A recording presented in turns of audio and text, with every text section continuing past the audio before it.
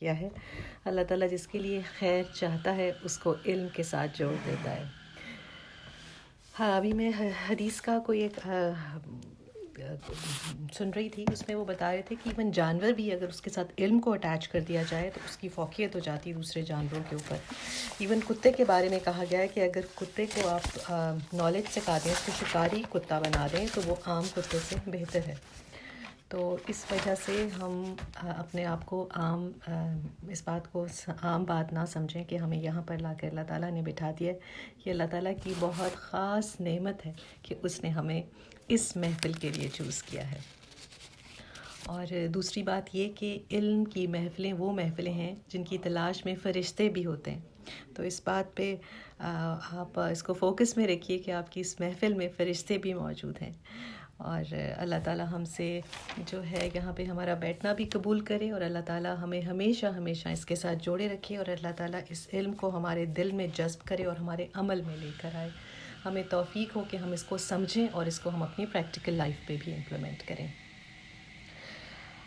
Hope فلی آپ لوگوں نے جو ہماری ریکارڈنگز جاتی رہی ہیں وہ سنی ہوں گی۔ اگر کسی نے نہیں سنی تو اپنا دیکھیں، ہمارا نالج انکمپلیٹ ہو جاتا ہے جب ہم بیچ میں سے کچھ نہ کچھ چھوڑتے ہیں۔ ہمیں اینڈ ٹو اینڈ قرآن کو سمجھنا ہے، اور جتنی دفعہ ہم اس کو پڑھتے ہیں اتنی دفعہ اس میں سے ہم نئی چیزیں سیکھتے ہیں۔ تو دیکھتے ہیں آج کی آیات۔ نحمد و نصلی علی رسول الکریم، اما بعد، فاعوذ باللہ من الشیطان الرجیم، بسم اللہ الرحمن الرحیم۔ رب اشرح لی صدری ویسر لی امری واحلل عقدۃ من لسانی یفقہوا قولی، رب زدنی علما۔ اتنی بڑی کائنات کے ایک چھوٹے سے سیارے پر لاکھوں سالوں کی تاریخ میں چند سالوں کے لیے آیا ہوا انسان یہ کیسے سمجھ لیتا ہے کہ میں ہی سب کچھ ہوں؟ بہت سے اللہ کا یہ کلام پڑھتے ہیں لیکن سمجھتے سب نہیں۔ اصل میں ہر لکھی ہوئی بات کو ہر پڑھنے والا نہیں سمجھ سکتا، کیونکہ لکھنے والا احساس لکھتا ہے اور پڑھنے والا صرف الفاظ پڑھتا ہے۔ I myself feel very lucky sitting here in this محفل۔ اللہ تعالیٰ کا بہت شکر ہے کہ اللہ تعالیٰ نے ہمیں اس قابل سمجھا کہ ہم علم کے ساتھ لگ سکیں۔ آج کی جو ہماری آیات ہیں وہ سورہ بقرہ کی آیت نمبر 84 سے 91 تک دیکھیں گے۔ اچھا، ایک اور بات میں آپ لوگوں سے مینشن کرنا چاہتی ہوں۔ کچھ لوگوں کا یہ تھا کہ ہماری کلاس کو تھوڑا سا چھوٹا ہونا چاہیے۔ اس کے لیے میں ایک بات یہ ضرور کہوں گی کہ آپ اس کو یہ مت سوچیں کہ اتنا لمبا ٹائم ہو گیا، یہ بات کم وقت میں بھی کی جا سکتی تھی، یہ وہ۔ آپ یہ سوچیں کہ ایک ہفتے میں 7 دن ہیں، ایک دن میں 24 گھنٹے ہیں، تو آپ اس حساب سے دیکھیں کہ 7 دنوں میں کتنے گھنٹے ہیں۔ اس کے اندر اگر ہم 1.5 گھنٹہ 2 گھنٹے یا کسی بھی طرح سے اللہ کے کس دین کے لیے ٹائم ڈیڈیکیٹ کرتے ہیں، تو اس کو ایسے مت سوچیں کہ اتنا وقت کیوں۔ یہ سوچیں کہ اللہ نے اتنے وقت کے لیے مجھے اپنی محفل کے لیے چوز کیا ہے۔ کوئی بھی باتیں ہوں، مقصد تو رب سے جڑنا ہے، مقصد تو دل کی صفائی ہے، مقصد تو الٹیمیٹ زندگی کے آبجیکٹیو کو اچیو کرنا ہے، جو کہ یہ ہے کہ اپنے گھر تک پہنچنا ہے۔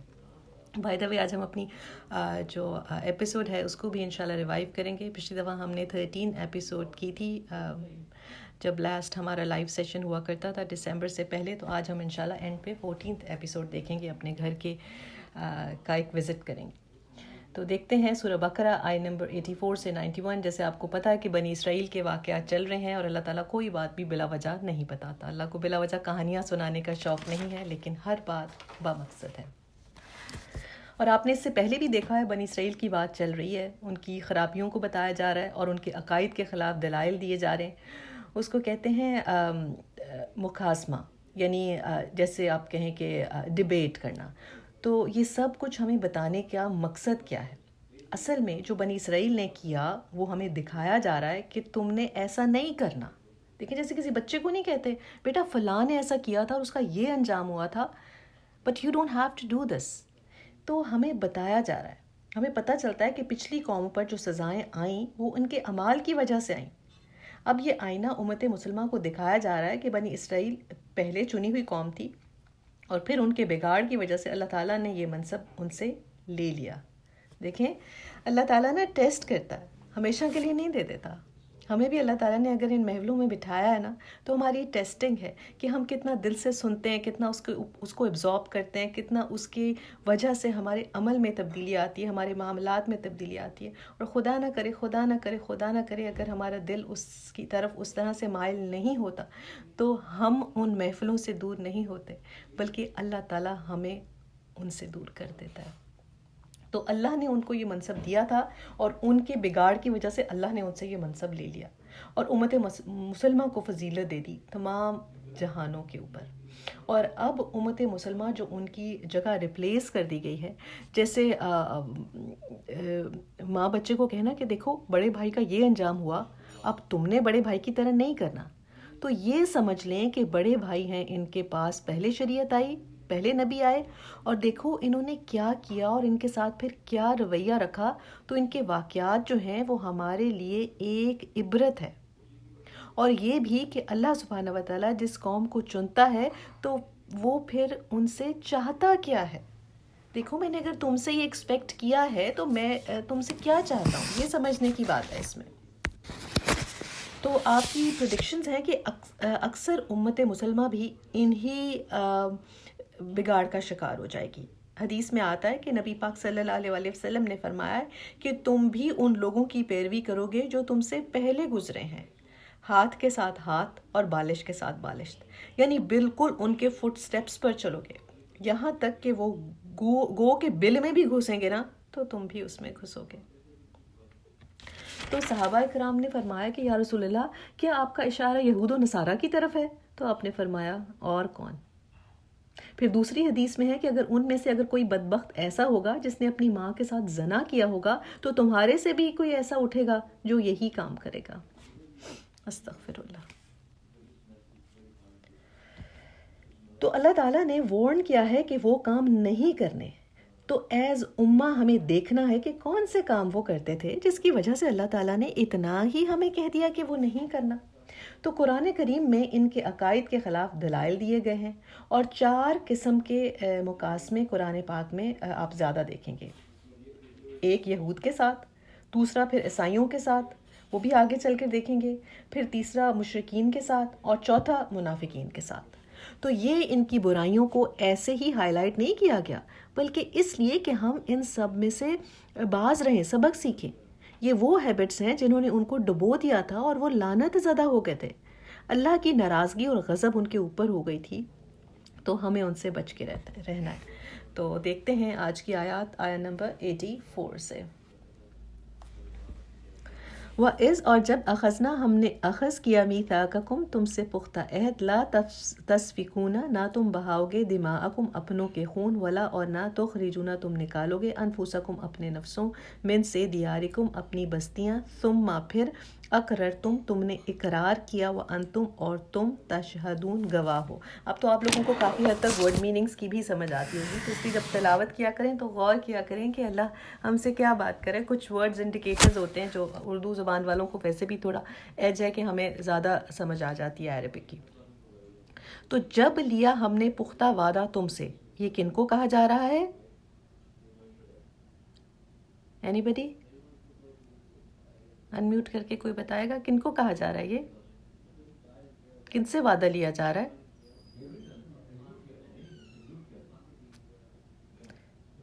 یہ یہود کو کہا جا رہا ہے، بنی اسرائیل سے. پیچھے بھی ہم نے پڑھا نا کہ بنی اسرائیل سے وعدوں کے بارے میں، اور یہاں بھی انہی سے وعدے کی بات آئی ہے. پہلے کون سے وعدے تھے؟ توحید کے اوپر قائم رہنا، 2 والدین کے ساتھ احسان کرنا، پھر رشتہ داروں کے ساتھ، یتیم مساکین کے ساتھ احسان، اور دیکھو لوگوں کے ساتھ اچھی طرح سے بات کرنا، پھر کیا نماز قائم کرنا، زکوٰۃ دینا. لیکن تم میں سے بہت ہی کم تھے جو ان کے اوپر قائم رہے. اور اب آگے اور بھی ان کے ساتھ وعدے لیے گئے، اور وہ کیا ہیں؟ لا تسفکون دماءکم تم خون نہیں بہاؤ گے اپنے.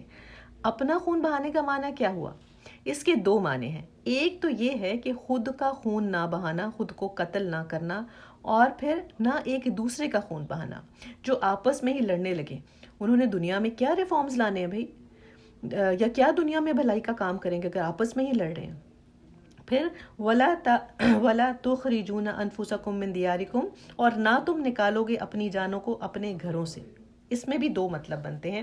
ایک تو خود کو اپنے گھروں سے نہ نکالنا، یعنی بعض دفعہ انسان اپنے ہی گھروں سے نکل کر نا اپنی ذمہ داریاں چھوڑ کر جنگلوں میں نکل جاتا ہے، یا بس نکل جاتا ہے اور سوچتا ہے کہ میں بڑا ہی نیک کام کر رہا ہوں کہ جی میں بس سب کچھ چھوڑ چھاڑ کے اب ایسے. یہ آپ کی سنت کے خلاف ہے. ایسی تکلیفوں میں خود کو ڈال دینا اور سوچنا کہ یہ دین ہے، یہ نہیں ہے. دوسرا اصل معنی یہ ہے کہ اپنے بھائی بندوں کو، اپنی امت کے لوگوں کو ان کے گھروں سے نہ نکالنا.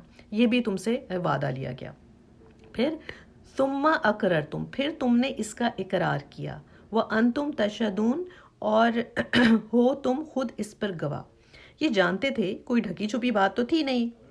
اب ان سے یہ 4 وعدے لیے گئے یہاں پہ. 1 کیا؟ ایک دوسرے کا قتل نہیں کرنا. دوسرا، ایک دوسرے کو گھر سے نہیں نکالنا. تیسرا، ایک دوسرے کے خلاف کسی کی مدد نہیں کرنا. اور چوتھا، اگر اپنا کوئی بھائی بند قید میں ہو جائے تو اس کو فدیہ دے کر چھڑانا. غور کرتے جائیں، باتیں 4 کی ہیں، سارا کچھ اگنور کر کے اپنی مرضی کی پوری کریں گے. پھر انہوں نے کیا کیا؟ یہ وعدے لیے انہوں نے، لیکن وعدہ توڑنا ان کی طبیعت کے اندر ہی تھا. تو انہوں نے کیا کہا؟ کہتے ہیں ثم، پھر انتم، تم، ہؤلائی، وہ لوگ، تقتلون، قتل کرتے ہو، انفسکم، اپنوں کو، وتخرجون، اور تم نکالتے ہو، فریقاً، ایک فریق، منکم، اپنے سے، من سے، دیارہم، ان کے وطن، تداہرون، تم چڑھائی کرتے ہو، الیہم، ان پر، بالاثم، گناہ سے، والعدوان، اور سرکشی، وان، اور اگر، یاتکم، وہ آئیں تمہارے پاس، اسرا، قیدی، تفادوہم، تم بدلہ دے کر چھڑاتے ہو، وہوا، حالانکہ وہ، محرم، حرام کیا گیا، علیکم، تم پر، اخراجہم، نکالنا ان کا، افتؤمنون، تو کیا تم ایمان لاتے ہو، ببعض، بعض حصے پہ، الکتاب، کتاب کی، وتکفرون، اور انکار کرتے ہو، کفر سے نا، اور انکار کرتے ہو، ببعض، بعض حصے کی، فما، سو کیا، جزاء، جزا، من، جو، یفعلو، کرے، ذالکا، یہ، منکم، تم میں سے، اللہ، سوائے، خزی، رسوائی، فی الحیات الدنیا، دنیا کی زندگی میں، و یوم القیامہ، اور قیامت کے دن، یردون، وہ لوٹائے جائیں گے، الی، طرف، اشد العذاب، سخت عذاب کی طرف، وما اللہ، اور نہیں اللہ، بغافل، بے خبر، اما، اس سے، جو، تعملون، تم عمل کرتے ہو. دیکھیں، ایک ایک لفظ سمجھ آتا ہے اگر آپ اس کو ایسے غور سے پڑھے تو. پھر تم وہ لوگ ہو کہ اس کے باوجود کہ تم نے اللہ سے وعدہ لیا تھا، پھر بھی تم اپنے نفسوں کو قتل کرتے ہو، اپنے بھائی بندوں کو قتل کرتے ہو. اصل میں قتل کیسے ہوتا تھا؟ یہودی کو کیسے قتل کرتا تھا؟ آپ صلی اللہ علیہ وسلم کے مدینے میں آنے سے پہلے قبائل دوسرے قبائل سے نا الائنس کرتے تھے. آج بھی ہوتا ہے نا، کچھ ملک ایک دوسرے پر الائنس کرتے ہیں. تو اوس اور خزرج آپس میں بہت لڑتے تھے، اور ان کی لڑائیوں کے اندر ان کے الائنس والے قبیلے بھی ساتھ میں لڑتے تھے. یعنی کہ سمجھے نا کہ 2 ٹرائبس ہیں، کچھ ٹرائبس نے ان کے ساتھ الائنس کیا ہوا ہے، یعنی کہ دوستیاں کی ہوئی ہیں، دوسروں نے خزرج کے ساتھ کیا ہوا ہے. تو پھر جب وہ مل کے 2 قبیلے لڑتے تھے تو آپس میں جو دوستی والے تھے، جو ان کے ساتھ الائنس والے تھے، وہ بھی لڑتے تھے. مدینے میں نا 3 قبائل تھے یہود کے. یہ سمجھ لے ذرا، کیونکہ تھوڑا سا آپ کو پتا ہو نا کہ کس سینیریو میں بات ہو رہی ہے، تو پھر آپ کو بات زیادہ سمجھ میں آتی ہے. اپنے گاؤں کو تصور کریں کہ آپ کا گاؤں ہے اور اس میں آپ کہیں کہ یہ خاندان ہے، یہ خاندان ہے. تو اسی طرح سے مدینہ کے اندر ٹرائبس تھے، قبائل تھے یہود کے. ایک بنو قریظہ تھا، ایک بنو نذیر تھا، ایک بنو قینقہ تھا. اب اوس کے ساتھ بنو قریظہ تھا، اس کا جو الائنس کیے ہوئے تھا، اور خزرج کے ساتھ بنو نذیر اور بنو قینقہ تھا. اب جب اوس اور خزرج آپس میں لڑتے تھے تو آپ کو پتہ ہے کہ ان کی جنگیں تو بہت لمبی لمبی ہوئیں. اب جب یہ آپس میں لڑتے تھے تو پھر یہ ظاہر ہے کہ قبائل بھی ایک دوسرے سے لڑتے تھے، تو یہودی کے ہاتھ سے بھی قتل ہوتا تھا اور گھروں سے بھی نکالتے تھے. تو تم چڑھائی کرتے ہو ان پر 7 گناہ کے اور زیادتی کے. یہ کہہ رہا اللہ، یہ تو تم نے اللہ کے میثاق کو توڑا، یعنی اللہ کے وعدے کو توڑا، یہ تو گناہ ہے. اور جو تمہارے پاس قیدی ہو جائیں تو تم فدیہ لیتے ہو. پھر ان سے کوئی کہتا تھا کہ تم نے قیدی کیوں چھڑائے، تو کہتے تھے ہماری تو تورات میں لکھا ہے، تورات میں تو یہ بھی لکھا ہے کہ قتل نہ کرو، گھروں سے نہ نکالو. تو آج کے سینیریو میں اگر ہم اس بات کو دیکھیں تو مسلمان ملکوں پر حملہ کرنے کے لیے دیکھیں فیسیلیٹیٹ کرتے ہیں، ایک مسلمان ملک کو یوز کرتے ہیں اور دوسرے مسلمان ملک پہ حملہ کرتے ہیں. تو وہ کیا کرتے ہیں، اپنی ہی سی پورٹس دیتے ہیں، وہاں سے ہی کافروں کو مال و اسباب سپلائی کرتے ہیں، اور ویسے دنیا میں شور مچاتے پھرتے ہیں مسلمانوں کو ایسا نہ کیا جائے، ویسا نہ کیا جائے. پھر مسلمانوں کی امداد کا بھی انتظام کر دیتے ہیں، خود ہی ان کو مرواتے ہیں، خود ہی ان کے لیے وہ پھر انتظام بھی کرتے ہیں، ڈونیشن دیتے ہیں، اور ان کو مروانے کے لیے بھی اپنے ملکوں کے راستے، ان کی ایئر بیس، ان کی سی پورٹس سب دیتے پھرتے ہیں. تو یہ کیا چیز ہے؟ یہی تو اللہ نے منع کیا ہے. تو اللہ، آپ صلی اللہ علیہ وسلم نے حالانکہ کیا کہا ہے کہ مومن کا خون نہیں کرتا. فرمایا تم سب ایک جسم کی طرح ہو، جسم کے ایک حصے کو تکلیف ہوتی ہے تو سارا جسم تڑپتا ہے۔ تو بالکل یہ آئینہ دکھایا گیا مسلمانوں کو۔ تو دیکھیں کہ آج یہ سب کچھ ہم تو نہیں کر رہے، جو اس وقت کا یہودی کر رہا تھا ہم تو نہیں کر رہے، حالانکہ تمہارے اوپر تو حرام کیا گیا تھا ان کو گھروں سے نکالنا، تو تم یہ کیا کر رہے ہو؟ تو یہ ہے اللہ کے دین کے ساتھ ایک کھیل کرنا۔ اب سمجھ آئی کہ کیا کہہ رہے اللہ؟ افتؤمنون ببعض الکتاب وتکفرون ببعض، یہ ایک یونیورسل ٹروتھ ہے، سمجھے اس بات کو۔ تم کیا بعض حصہ کتاب کا فالو کرتے ہو اور بعض کا انکار کرتے ہو؟ جیسے تمہیں 4 چیزیں کہیں گئیں، تم نے 3 تو چھوڑ دیں اور ایک کو فالو کرنے لگے۔ تو یہ دین کا مذاق ہی تو ہے، یعنی جو سوٹ کرتا تھا صرف وہ کر لیا، اور اس کی سزا پھر کیا ہوگی؟ غور کریں ذرا، بیکاز ہم بھی یہی تو کرتے ہیں، جو ہمیں سوٹ کرتا ہے وہ کرتے ہیں۔ تو اس کی کیا سزا ہے؟ فما جزاء من یفعل ذلک، جو کوئی بھی ایسا کرے گا تو نہیں جزا ہوگی الا مگر خزی فی الحیات الدنیا، تو دنیا کے فائدے لینے کے لیے کر رہے ہو نا، لیکن الٹا کیا ملے گا؟ رسوائی، ذلیل ہو جاؤ گے۔ کہاں؟ دنیا میں۔ ویوم القیامہ یردون الی اشد العذاب، اور قیامت کے دن بھی لٹائے جائیں گے شدید ترین عذاب کی طرف۔ وَمَا اللَّهُ بِغَافِلٍ عَمَّا تَعْمَلُونَ، یہ نہ سمجھنا کہ اللہ کو پتہ نہیں ہے کہ تم کر کیا رہے ہو۔ تو کیا سمجھ آئی آپ کو؟ اتنی شدید سزا کہ دنیا میں بھی رسوائی، اتنی زیادہ کہ تمہیں دنیا میں کہیں عزت ہی نہیں ملے گی، اور آخرت میں تو شدید ترین عذاب اس کام کی وجہ سے۔ اور غور کریں کہ وجہ ہے کیا؟ افتؤمنون ببعض الکتاب وتکفرون ببعض، یہ ہے وجہ کہ کچھ حصوں کو تو مانتے ہو اور بعض کو چھوڑ دیتے ہو۔ کیونکہ جب کوئی یہ کرتا ہے تو اصل میں وہ دین کے حصے بکھڑے کر رہا ہے۔ یہ ہے چیزیں جن پر میں عمل کر سکتی ہوں، یہ باتیں جو مجھے عمل نہیں کرنی۔ یعنی اسلام کو ٹوٹلی نہیں لیتے، حالانکہ اسلام ہے کیا؟ ایک پورا پیکج ہے، اس میں سے پک اینڈ چوز نہیں کر سکتے۔ کوئی نبی پاک سے محبت کا دعویٰ کر لیا، ہل ہل کر نعتیں پڑھ لیں، وہ جی کیا کہتے ہیں میلاد کرا دیے، کوئی جی صرف نماز روزہ میں ہی گم ہے، حالانکہ حقوق العباد کی کتنی پوچھ ہے، یا پھر کہتے پھرتے ہم اتنے نیک نمازی، اب چاہے سود کھاؤ، رشوتیں لو، جو مرضی کرو، کوئی فرق ہی نہیں پڑتا۔ کوئی سمجھتا ہے کہ ہم اتنا ڈونیشن دیتے ہیں، اتنی چیریٹی کرتے ہیں، اور اب اور کچھ کرنے کی ضرورت نہیں۔ ہر ایک نے اپنے لیے کوئی نہ کوئی چیز رکھی ہوئی ہے جس کے اوپر وہ مطمئن ہے۔ یہ ہم آج مذاق ہی تو اڑا رہے ہیں، اور اس بات کو لے کر ہم سب اپنے اپنے گریبان میں اگر جھانکیں تو سوچیں کہ آپ، اللہ کے نبی نے فرمایا اسلام کی کڑیاں جو ہے نا، ایک کے بعد ایک ٹوٹتی چلی جائیں گی، اور جب ایک کڑی ٹوٹے گی تو لوگ دوسری کو پکڑ لیں گے، حتیٰ کہ چھوڑتے چھوڑتے سبھی چھوٹیں گی۔ اور سب سے پہلی کڑی جو ٹوٹے گی نا، وہ بھلا کیا ہے؟ اللہ کے قانون کے علاوہ کوئی اور قانون آ جائے گا۔ اور آخری کڑی جو رہ جائے گی نا، وہ بھلا کیا ہے؟ نماز۔ اور آج اس کڑی میں بھی دراڑیں پڑ چکی ہیں۔ کتنی کثرت ہے، کتنی کثرت ہے امت کی جو نماز سے ہی غافل ہے۔ تو اسلام کو as a whole, as a package نہیں لیتے، تو یہ ذلت اور رسوائی ہم اپنی آنکھوں سے دیکھ رہے ہیں آج مسلم امت پر۔ دنیا میں ہم اتنے ذلیل ہیں، کوئی ہم پر ٹرسٹ نہیں کرنا چاہتا۔ ہم ایز امت رسوا ہو چکے ہیں، جو جی چاہتا ہے بس وہ کرتے ہیں، جو جی چاہتا ہے وہ سب چھوڑ دیتے ہیں، اور پھر ہم کیا کہتے ہیں؟ خود کو نیک کہتے ہیں۔ ایسا کیوں کرتے ہیں؟ وَلَقَدْ آتَيْنَا، اور البتہ ہم نے دی موسیٰ علیہ السلام کو کتاب، وَقَفَّيْنَا، اور ہم نے پے در پہ بھیجے، من بعدہ، اس کے بعد، بالرسلی، رسول، وآتینا، اور ہم نے دی عیسیٰ علیہ السلام ابن مریم کا بیٹا، البینات، کھلی نشانیاں، وایدناہ، اور اس کی مدد کی بھی روح القدس کے ذریعے، افکلما، کیا پھر جب جاءکم، آیا تمہارے پاس، رسول، کوئی رسول، بما، بوجہ اس کے، جو لا تہوا، نہ چاہتے، انفسکم، تمہارے نفس، استکبرتم، تم نے تکبر کیا، ففریقن، سو ایک گروہ، کذبتم، تم نے جھٹلایا، وفریقن، اور ایک گروہ، تقتلون، تم قتل کرنے لگے۔ آئی ہوپ سب کے سامنے قرآن کھلا ہوا ہے اور آپ لوگوں نے آیات کھولی بھی ہیں۔ آیت نمبر 86 میں نے 86 مس کی، 87 پڑھ لی۔ اولئک، یہی لوگ، الذین، وہ جنہوں نے، اشتروا، خرید لیا، الحیات الدنیا، دنیا کی زندگی، وبالآخرہ، آخرت کے بدلے، یخففوا، سو ہلکا نہ کیا جائے گا، انہم، ان سے، العذاب، ولا، اور نہ ہم وہ، ینصرون، مدد کیے جائیں گے۔ یہ وہ لوگ ہیں جنہوں نے دنیا کی زندگی خرید لی آخرت کو بیچ کر۔ ان کے لیے دنیا ہی ترجیح تھی، اس کے فائدے کے لیے جتنا چاہے بس وہ کرتے ہیں، قرآن میں آتا ہے نا کچھ لوگ کنارے کنارے رہ کر اللہ کی عبادت کرتے ہیں، دنیا کا نقصان نہ ہو جائے. شریعت میں سے بھی کچھ نہ کچھ اپنی پسند کا لیتے ہیں، باقی چھوڑ دیتے ہیں. کیوں؟ کیونکہ دنیا کو ترجیح دیتے ہیں نا، اس کا لاس نہیں لینا چاہتے. صرف منہ سے کہتے ہیں کہ آخرت ہماری پرائیورٹی ہے، لیکن اصل میں ایسا نہیں ہے.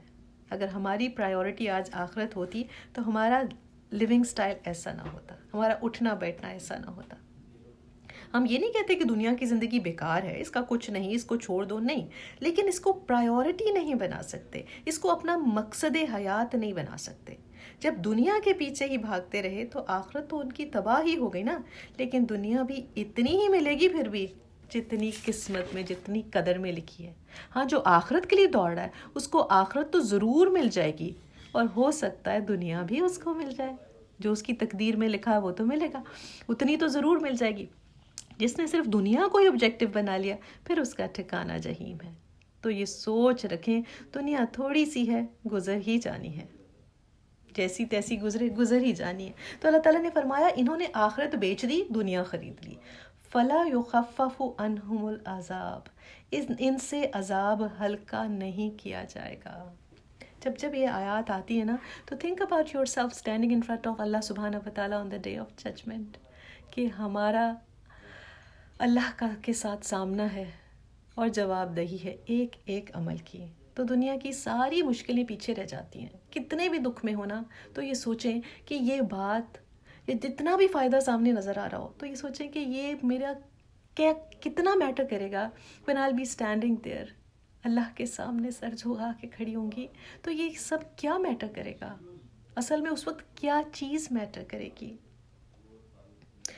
فَلَا يُخَفَّفُ عَنْهُمُ الْعَذَابُ، ان سے عذاب ہلکا نہیں کیا جائے گا، یہ عذاب میں ہی رہیں گے. یہ عذاب دنیا میں بھی ہو سکتا ہے اور آخرت میں تو ہے ہی. آخرت میں تو ایک گھڑی بھی عذاب کم نہیں کیا جائے گا. وَلَا هُمْ يُنصَرُونَ، اور نہ ہی وہ مدد کیے جائیں گے. ہم سوچتے ہیں نا کہ ہم تو مسلمان ہیں، ہماری مدد کیوں نہیں ہوتی، جبکہ وہ تو کافر اور ترقی کریے چلے جا رہے ہیں، اور ہم جو ہیں ہمارا نقصان پہ نقصان ہو رہا ہے. تو کیوں؟ کیا کہا گیا کہ ایمان والو تم پورے کے پورے ایمان میں داخل ہو نا. ہاں دنیا میں رہو لیکن آخرت کو فوکس میں رکھو، اس کو پرائیورٹی بناؤ، اللہ پر یقین رکھو، کنارے کنارے نہ چلو. کشتی بھی آدھا باہر آدھا اندر اگر ہو جائے نا اس کے دریا کے تو ڈوب جاتی ہے. تو اپنی مرضی نہیں، چاہے وہ میرا لباس ہے، چاہے وہ میرے رسم و رواج ہیں، چاہے وہ میری ڈیلنگز ہیں، چاہے وہ بدعتیں ہیں، لیکن اپنی مرضی نہیں. وَلَقَدْ آتَيْنَا مُوسَى الْكِتَابَ وَقَفَّيْنَا مِن بَعْدِهِ بِالرُّسُلِ وَآتَيْنَا عِيسَى ابْنَ مَرْيَمَ الْبَيِّنَاتِ وَأَيَّدْنَاهُ بِرُوحِ الْقُدُسِ أَفَكُلَّمَا جَاءَكُمْ رَسُولٌ بِمَا لَا تَهْوَىٰ أَنفُسُكُمُ اسْتَكْبَرْتُمْ فَفَرِيقًا كَذَّبْتُمْ وَفَرِيقًا تَقْتُلُونَ. اس کا میننگز ہم نے دیکھ لیے تھے. اور البتہ تحقیق ہم نے موسیٰ کو کتاب دی. کون سی کتاب دی؟ کوئی بتائے گا؟ موسیٰ علیہ السلام کو کون سی کتاب دی؟ جی تورات، بالکل. اور ان کے بعد بہت سارے رسول آئے. دیکھیں کون سے، موسیٰ کے ساتھ ہی ہارون علیہ السلام آئے، پھر ذوالکفل آئے، پھر عزیر، پھر الیاس علیہ السلام، یونس علیہ السلام، داؤد علیہ السلام، سلیمان علیہ السلام، یحییٰ علیہ السلام، پھر بتائیے زکریا علیہ السلام، عیسیٰ علیہ السلام. کتنے سارے رسول آئے. یونس علیہ السلام، پھر یسع علیہ السلام، اور آخر میں ان کے اندر پھر عیسیٰ علیہ السلام آئے. آپ کو پتہ ہے کہ ابراہیم علیہ السلام کے بیٹے اسماعیل علیہ السلام اور اسحاق علیہ السلام. اس کا میں نا ایک فیملی ٹری آپ لوگوں کو شیئر کروں گی. آپ لوگوں کو تھوڑا سا پتہ ہونا چاہیے کہ کس طرح سے ہماری لینیج کہاں سے چلی ہے. تو ابراہیم علیہ السلام ذرا فوکس کیجیے. اگر آپ لوگوں کے پاس پیپر پینسل ہے تو اس کو خود سے بنائیے، اپنے ہاتھ سے لکھی ہوئی چیز زیادہ سمجھ آتی ہے.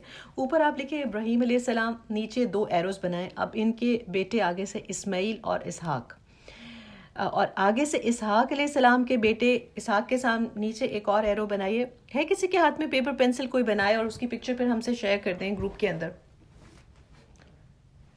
کوئی ہینڈ ریز کرے گا کسی؟ جی تو ہاں جی، آپ ذرا اس کو پھر جی جو بنا رہا ہے وہ ضرور شیئر کیجیے، بیکاز آپ کے ہاتھ سے بنی ہوئی سمجھ میں آئے گی. اوپر ابراہیم علیہ السلام، نیچے 2 لائنیں لگائیں اسماعیل اور اسحاق علیہ السلام. اسحاق علیہ السلام کے نیچے آگے لائن لگائی یعقوب علیہ السلام. اب یعقوب علیہ السلام جن کی آگے نسل سے بنی اسرائیل ہیں، اور انہی میں سارے رسول آئے سوائے ایک کے. وہ کون؟ نبی پاک صلی اللہ علیہ وسلم. وہ کن میں سے آئی؟ اسماعیل علیہ السلام کی اولاد میں سے ہیں. اچھا وہ کیوں؟ یہ اللہ کا فیصلہ ہے. اب ان میں لاسٹ میں کون آئے؟ عیسیٰ ابن مریم. ان کو اللہ تعالیٰ نے روشن نشانیاں دیں، یعنی معجزات دیے. اور آپ کو پتہ ہے کہ کتنے معجزات دیے گئے تھے؟ دیکھیں کہ کوئی ایک آدھ بتائے گا کہ عیسیٰ علیہ السلام کو کوئی معجزہ کسی کے top of your head if you remember. دیکھیں نا، وہ کوڑی کو ٹھیک کرتے تھے، اندھے کو صحیح کرتے تھے، مردے کو اللہ کے حکم سے زندہ کرتے تھے. تو ان کو دیے گئے تھے. پھر وَأَيَّدْنَاهُ بِرُوحِ الْقُدُسِ. روح القدس یعنی جبرائیل علیہ السلام، ان سے تائید کی گئی کہ جب جبرائیل علیہ السلام نے آ کر پھونک ماری تھی، کون ماں ہوئی ان کی؟ عیسیٰ علیہ السلام. جی تو جی ماشاءاللہ، ویری گڈ. تو حضرت مریم کے دامن میں جو انہوں نے پھونک ماری تو عیسیٰ علیہ السلام سے حمل ٹھہرا تھا ان کا. پھر اس کے بعد آپ نے جبرائیل علیہ السلام کی مدد سے کلام کیا تھا. کیا عمر تھی ان کی جب کلام کیا تھا؟ چلتے پھرتے تھے؟ پنگوڑے میں تھے. ماشاء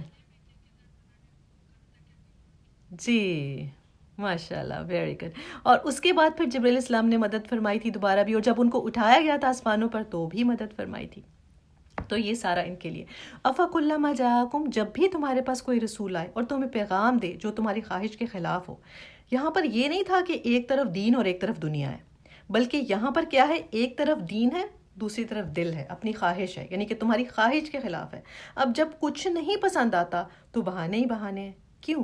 کیونکہ اپنا دل ہی نہیں چاہ رہا ہوتا. مثلاً کئی چیزوں پہ بہانہ کر دیں کہ جی ہمارے ہسبینڈ نہیں مانتے، ویسے یہ لوگ جو کچھ مرضی کر لیں. کہیں کہیں کہ فیملی پریشرز بہت ہیں.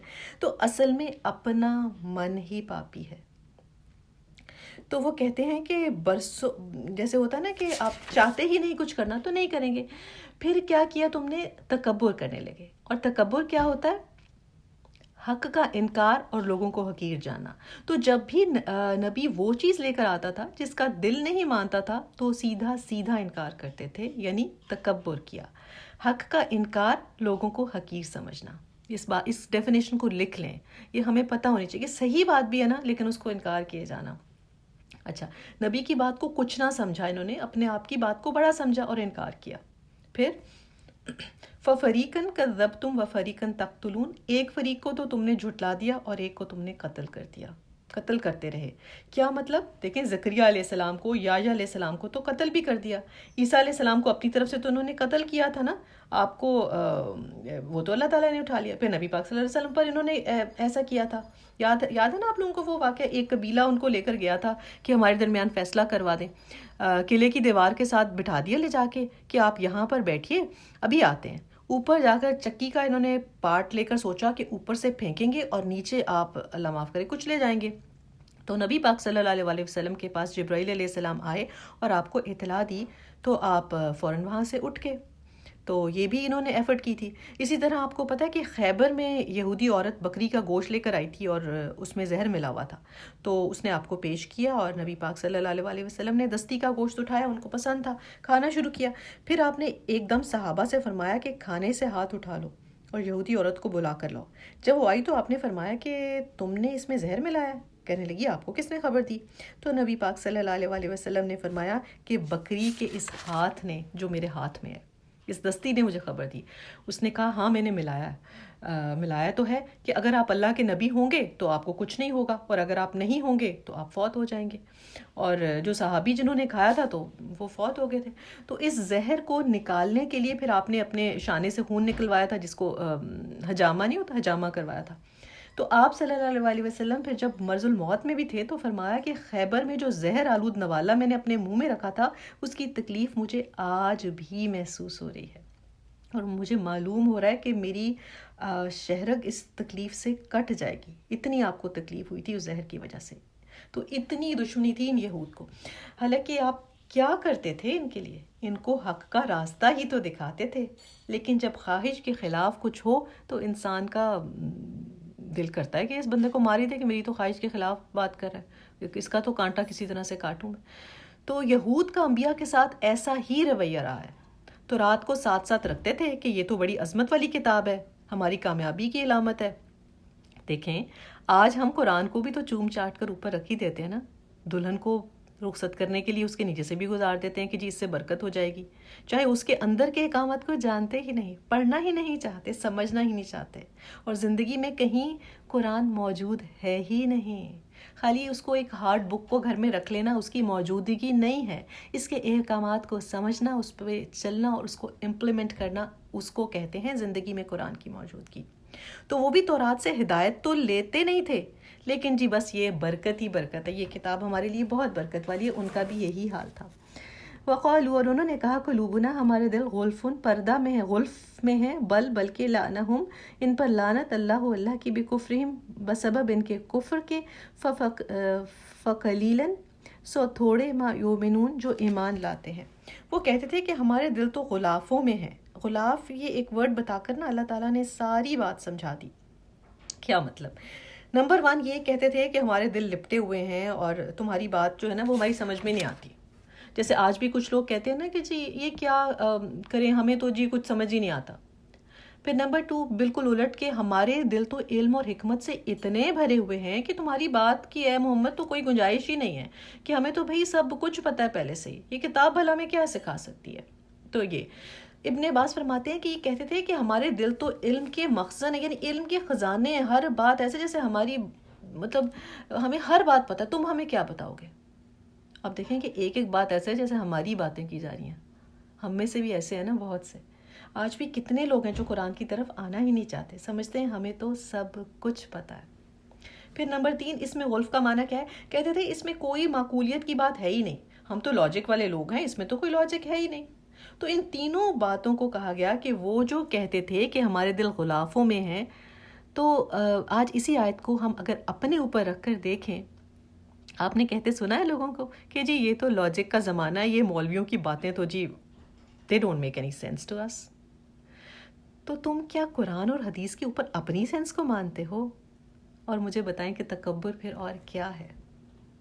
اللہ تعالیٰ کہتا ہے بل لعنہم اللہ بکفرہم، اللہ تعالیٰ نے فرمایا یہ کفر ہے، اس کو کفر کہا گیا ہے، تو لعنت ہے اللہ کی اس کفر کی وجہ سے جو تم کر رہے ہو۔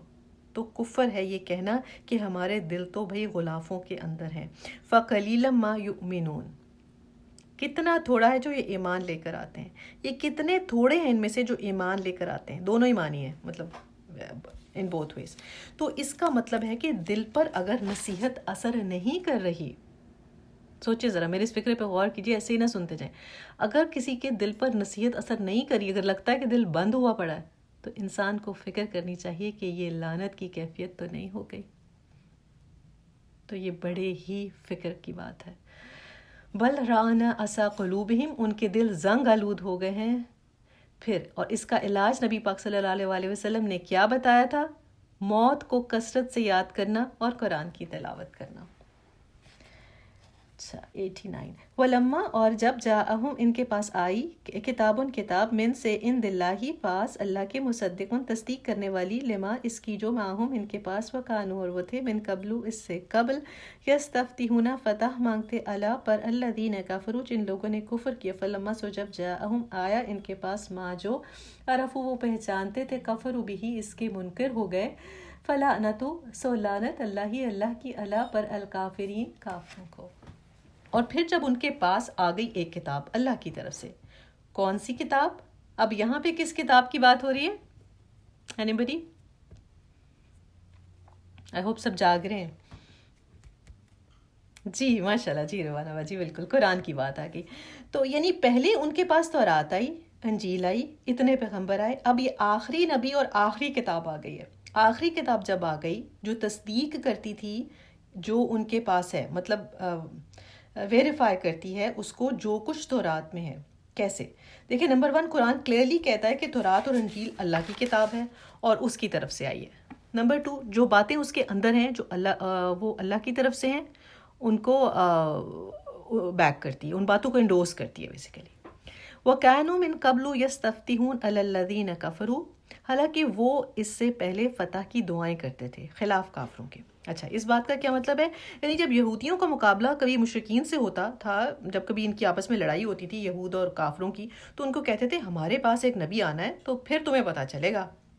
بلکہ عاصم بن عامر کہتے ہیں، انصاری ہیں یہ، مگر ہم بت پرست تھے، لیکن آپ صلی اللہ علیہ وسلم کی صفات کے بارے میں ہم جتنے آگاہ ہو چکے تھے نا، آپ کی آمد سے پہلے ہی اتنا کوئی نہیں جانتا تھا۔ وہ کس طرح کہ جب کبھی ہماری ان سے لڑائی ہوتی تھی یہود سے، تو آگے سے کہتے تھے یہ ایک نبی آنے والا ہے، اس کی یہ خصوصیات ہیں، یعنی کہ یہ اس کی کوالٹیز ہوں گی، یہ صفات ہوں گی ان کی، ان کو نا حال حلیہ تک پتہ تھا، اور جب وہ آئے گا نا تب ہمیں فتح حاصل ہوگی۔ اور عجیب معاملہ ہے کہ جب آپ تشریف لے آئے اور انہوں نے انکار کر دیا۔ اور کیوں انکار کیا تھا؟ اب ان کی لینیج کیوں لکھی تھی ہم نے، بتائیے؟ ان میں سے نہیں تھے نا ان کے جی ہاں جی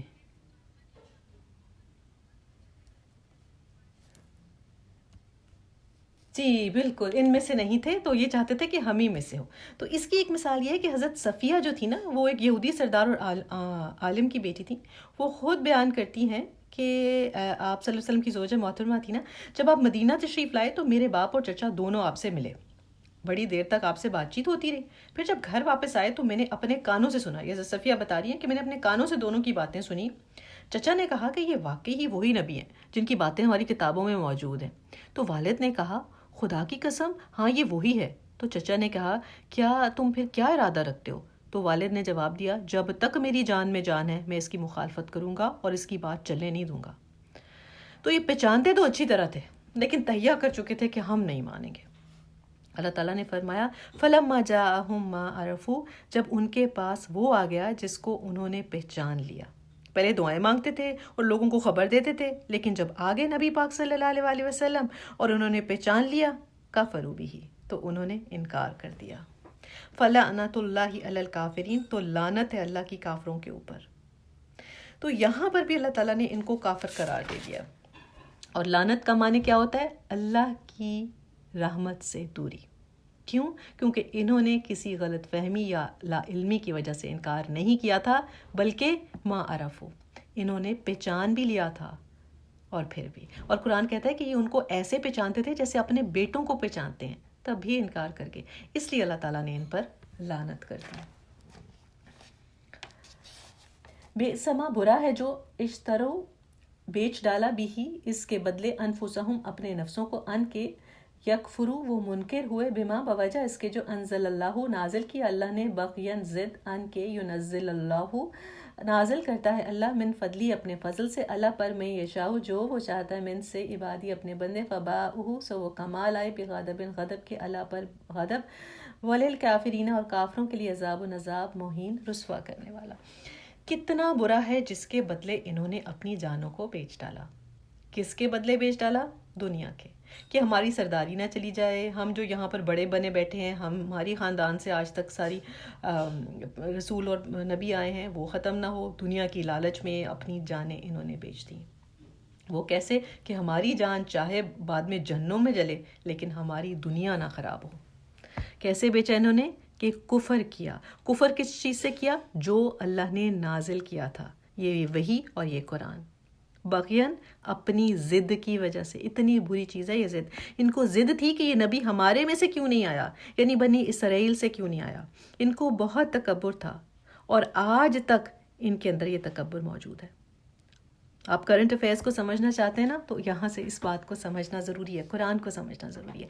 اسی لیے آپ دیکھیں کہ کوئی بھی دین بدل کر یہودی نہیں بن سکتا، کیونکہ وہ کہتے ہیں کہ ہمارا پیور بلڈ ہے، تو اس میں کوئی نہیں آ سکتا۔